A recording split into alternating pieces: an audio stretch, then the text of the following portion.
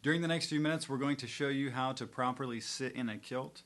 For those of us who wear a kilt on a regular basis, standing and sitting comes pretty naturally, but a lot of our customers, this will actually be the first time that they've ever worn a kilt. A lot of our customers in our store, they ask us, hey, how do I make sure that I can sit in this thing correctly without embarrassing myself?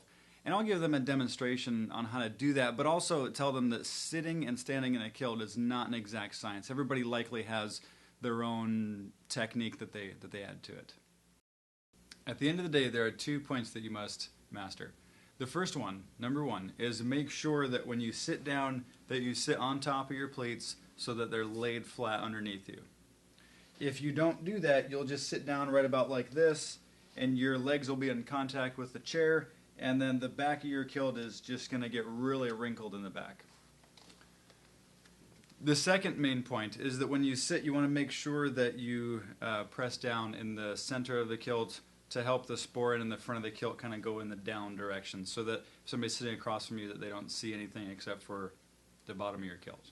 So this is a standard chair. Just take a swipe underneath and then a press in the middle, right about like that. So the same chair, just a different view. This is the front view. So just, again, take the hand behind, sweep it underneath, and then press down in the middle. So you're, once again, sitting on the pleats as they're laying flat, and then you give a press in the middle here so that if somebody's sitting across from you there, they're not seeing anything. With a bar stool, you don't really have to press the pleats underneath you because of the height that it's at. You still want to get, kind of make sure the front of the kilt is down. They're a lot easier to sit into, though, because once again, you don't have to do anything with the pleats. You just kind of sit up on it. And then the front of it just kind of hangs down, and the back of it's underneath you. A lot easier than a low chair. If you're wearing a kilt outfit, you're likely going to get into a vehicle. Once again, everybody probably has their own technique on how they do this. I do 2 hands underneath to make sure that I really sit on those pleats nice and flat.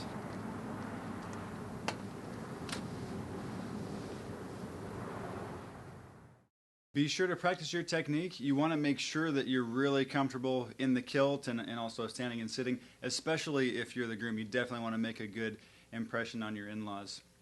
Until next time, I'm Wheaton McLenathan with Kilt Rental USA. Hey, what about the letters from the customers? I almost forgot about that. We definitely have time for letters from customers.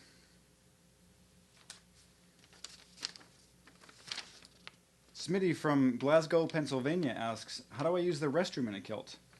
That is an excellent question, Smitty. We get that question all the time from our local customers here at our store. And it's pretty simple. For the urinal, just grab a hold of the sporran, pull it over to the side, pull the front aprons up. Pretty simple.